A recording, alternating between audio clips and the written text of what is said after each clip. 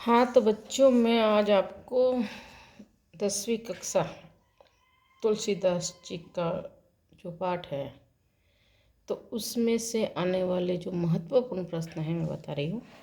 ठीक है, सुनना आप। पहला प्रश्न, परशुराम का क्रोध शांत करने को राम ने उनसे क्या कहा? उनके बोलने की शैली क्या दर्शाती है? 2012 में आया था। फिर या रे नृप बालक कालवश, इस पंक्ति में किसने किससे क्या कहा है और क्यों? तो आपको इन दोनों प्रश्नों के मैं उत्तर बता रही हूँ। पहला प्रश्न, परशुराम के क्रोध को शांत करने के लिए राम ने विनम्र भाव से कहा कि धनुष को तोड़ने वाला उनका कोई दास ही होगा। राम के बोलने की शैली से उनके स्वभाव की विशेषताएं प्रकट होती हैं कि वह धीर, गंभीर और शीलवान पुरुष हैं। वह अत्यंत विनयशील तथा विनम्र है। रे नृप बालक कालवश, इस पंक्ति में किसने किससे क्या कहा है तथा क्यों? तो इस पंक्ति में परशुराम ने राजा दशरथ के पुत्र लक्ष्मण से कहा है कि उसकी मृत्यु निकट है, क्योंकि वह संसार प्रसिद्ध शिव धनुष को साधारण धनुषों के समान बता रहे हैं तथा परशुराम का मजाक बनाकर उनका क्रोध बढ़ा रहे हैं। ठीक है, ये 2012 में आया था। एक और प्रश्न है, सेवकु सो जो करे सेवकाई का आशय स्पष्ट कीजिए। लक्ष्मण ने परशुराम के प्रति क्या व्यंग वचन कहे? इस प्रसंग से परशुराम के स्वभाव का क्या परिचय मिलता है? सहस्बाहु कौन था? ये 4 प्रश्न हैं। तो मैं पहले प्रश्न का उत्तर बोल रही हूँ। सेवकु सो जो करे सेवकाई का आशय स्पष्ट कीजिए। परशुराम के पूछने पर कि धनुष किसने तोड़ा है, राम ने उत्तर दिया कि धनुष को तोड़ने वाला आपका कोई सेवक ही होगा। इस पर क्रोधपूर्वक परशुराम ने उत्तर दिया कि सेवक तो वह होता है जो सेवा करता है, परंतु धनुष तोड़ने वाले ने तो शत्रुता का कार्य करके लड़ाई छेड़ दी है।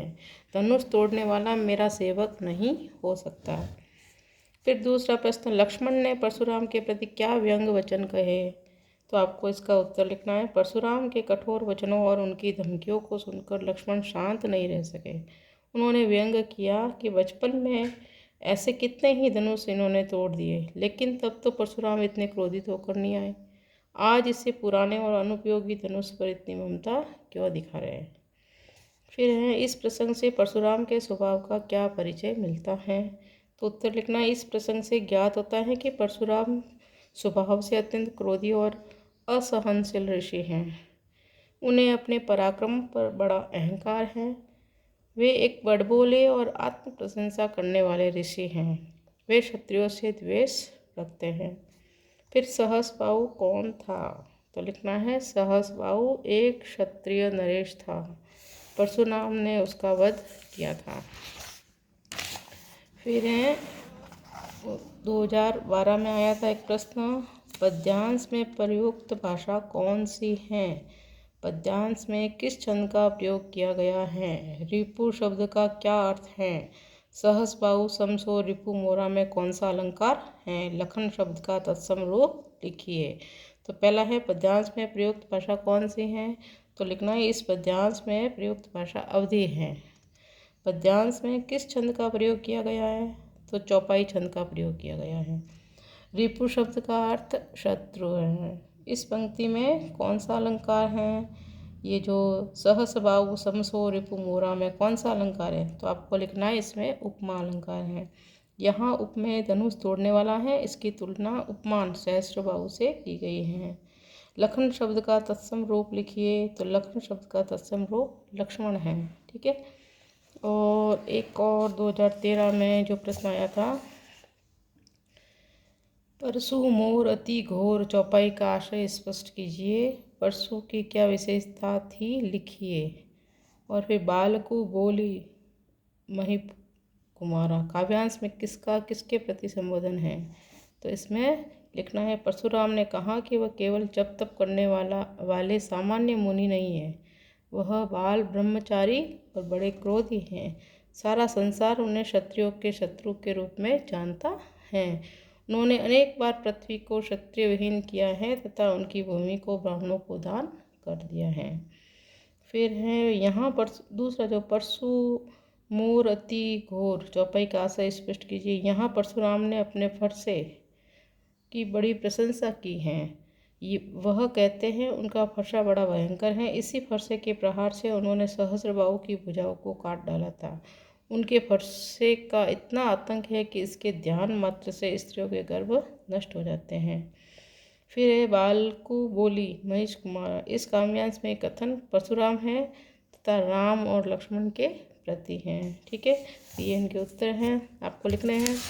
अब है 2009 में एक प्रश्न आया था, लक्ष्मण ने परशुराम की किस चेष्टा पर क्या व्यंग किया? तो लिखना है लक्ष्मण ने परशुराम की उन्हें बार बार फरसा दिखाकर डराने की चेष्टा पर व्यंग किया है। उनके व्यंग का आशय है परशुराम का फरसा दिखाकर उन जैसे वीर और निर्भीक व्यक्ति को डराना वैसा ही है जैसे कोई फूंक मारकर पहाड़ को उड़ाने की चेष्टा करे। वह कोई छुई मुई के पौधे नहीं है जो तर्जनी उंगली दिखाते ही सिक उठ जाता है। तो ये लिखना है आपको इसका उत्तर।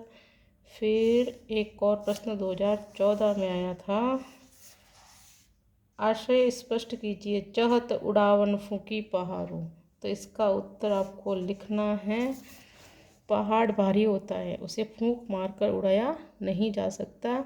आशा यह है कि परशुराम के क्रोध से लक्ष्मण डरने वाले नहीं हैं। फिर 2014 में एक और प्रश्न आया था, कुंभड़बत्तिया शब्द का प्रयोग किस अर्थ में किया गया है? कुंभड़बत्तिया का उदाहरण क्यों दिया गया है? तो आपको इसका उत्तर लिखना है, कुंभड़बत्तिया शब्द का प्रयोग सरलता से डर जाने तथा घबरा जाने के अर्थ में हुआ है।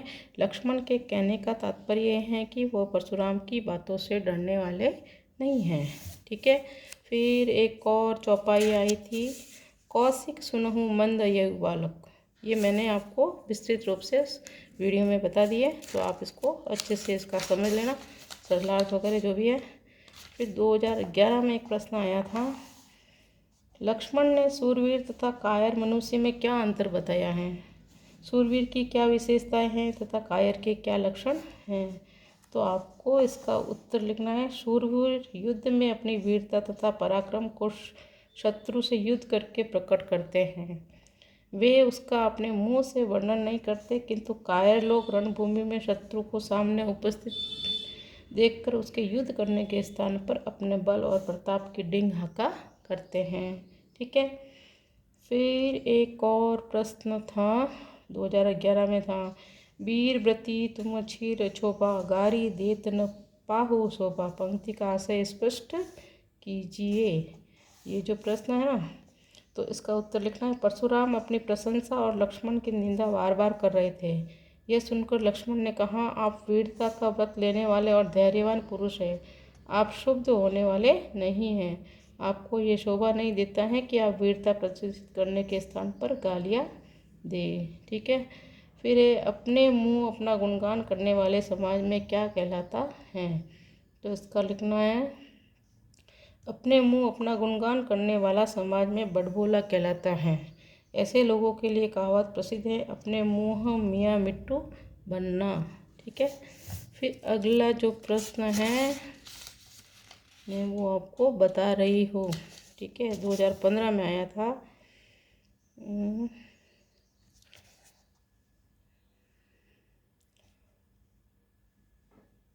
लक्ष्मण के अनुसार परशुराम पर कौन सा ऋण बाकी था और उसे वह कैसे चुकाना चाहते थे? फिर लक्ष्मण ने परशुराम को अप्रत्यक्ष रूप में क्या चुनौती दी? तो आपको उसका लिखना है, परशुराम ने कहा था कि यदि विश्वामित्र आग्रह नहीं करते तो वह लक्ष्मण का वध करके गुरु के ऋण से सहज मुक्त हो जाते। इसी कथन के उत्तर में लक्ष्मण ने व्यंग किया है, हे मुनि, आपने माता पिता का ऋण कितने सुंदर ढंग से चुकाया है, ये बात सारा संसार जानता है। अब आप अपने गुरु भगवान शंकर का ऋण बाकी रह गया, इस ऋण को आप मेरा वध करके चुकाना चाहते हैं। लक्ष्मण ने परशुराम को अप्रत्यक्ष रूप में क्या चुनौती दी? तो लिखना है, लक्ष्मण ने परशुराम को द्वंद्व युद्ध की चुनौती दी। उन्होंने कहा कि आप बार बार मुझे फरसा दिखाकर क्यों डरा रहे हो? मैं तो आपको ब्राह्मण जानकर अब तक छोड़ रहा हूँ। आपका अभी तक सच्चे योद्धाओं से पाला नहीं पड़ा है। इसलिए आप क्षत्रिय विजय के घमंड में फूले हुए हो। इस प्रकार लक्ष्मण ने परशुराम को द्वंद्व युद्ध के लिए उकसाया। फिर है ये संवाद किन किन में हो रहा है, लक्ष्मण ने क्या व्यंग किया है। तो आपको लिखना है उपयुक्त संवाद परशुराम और लक्ष्मण के मध्य हो रहा है। ठीक है, लक्ष्मण ने क्या व्यंग किया है, तो इसका उत्तर लिखना है। लक्ष्मण ने परशुराम में व्यंग किया कि आपके शांत स्वभाव को कौन नहीं जानता, अर्थात सारा संसार जानता है। आप अपने माता पिता के ऋण से तो ऋण हो ही चुके हो, अब गुरु का ऋण बाकी रह गया है। यही सोचकर आप मन ही मन दुखी हो रहे हो। एक और 2008 में प्रश्न आया था, परशुराम ने अपने विषय में सभा में क्या क्या कहा, निम्न पद्यांश के आधार पर लिखिए। बाल ब्रह्मचारी अति कोही, विस्विदित क्षत्रिय कुलद्रोही, भुजबल भूमि भूप बिनुकिनी, विपुल बार मही देव न किन्नी, सहस बाहु भुज छेद निहारा, परसु बिलो को महिप कुमारा, मातु पितई जनि सोच बस करसी महेश किशोर, गर्भन के अर्भक दलन परसु मोर अति घोर। तो आपको इसका लिखना है, परशुराम ने गर्व सहित कहा, मैं बाल ब्रह्मचारी और बड़ा क्रोधी हूँ। सारा संसार जानता है कि मैं क्षत्रिय कुल का शत्रु हूँ। मैंने अपनी भुजाओं के बल पर धरती को क्षत्रिय राजाओं से रहित कर डाला है और उनकी भूमि को ब्राह्मणों की को दान कर दिया है। अरे राजपुत्र तनिक मेरे स्पर्श को देख ले, ये राजा सहस्रबाहु की भुजाओं को काटने वाला है। अरे राजकुमार अपने माता पिता को क्यों शोकमग्न करना चाहता है।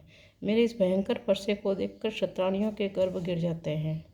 फिर एक और प्रश्न था, लक्ष्मण ने वीर योद्धा की क्या क्या विशेषताएं बताई। तो आपको उत्तर लिखना है, लक्ष्मण ने बताया कि वीर योद्धा युद्ध भूमि में अपनी वीरता का प्रदर्शन किया करते हैं। वे अपने बल पौरुष की डिंग नहीं हाँकते। वीर पुरुष में पराक्रम के साथ साथ सहनशीलता भी होनी चाहिए। उसे अपने पौरुष का अहंकार नहीं होना चाहिए। युद्ध भूमि में शत्रु को सामने पाकर अपनी वीरता की प्रशंसा करने वाले कायर कहलाते हैं। ठीक है, तो ये आपको इसका उत्तर लिखना है। और मैं बताती हूँ आपको, इस पाठ में से एक 2013 में प्रश्न आया था, लक्ष्मण को परशुराम के मारने पर पाप और अपयश की संभावना क्यों थी। परशुराम ब्राह्मण थे, उनके द्वारा उत्तेजित करने पर भी लक्ष्मण उनसे युद्ध करना नहीं चाहते थे। वह जानते थे कि यदि वह युद्ध में उनको मारते तो उनका ब्रह्मवध का पाप लगता, और यदि उनसे युद्ध में हार जाते तो भी पराजय का अपयश उनको भोगना पड़ता। इस संभावना का कारण परशुराम का ब्राह्मण जाति का होना था। और भी बच्चों है ना, इस पाठ से संबंधित जो मैंने वीडियो आपको भेजे हैं उनको अच्छे से समझना, क्योंकि प्रश्न कहीं से भी घुमा फिरा के आ सकता है। ये तो मैंने खाली ऐसे ही पुनरावृत्ति के लिए मैंने आपको बताया, लेकिन इसमें जितनी भी जो चौपाइयाँ हैं वो पढ़कर समझ लेना। ठीक है, तो अगले वीडियो के लिए वापस तैयार रहिए। धन्यवाद।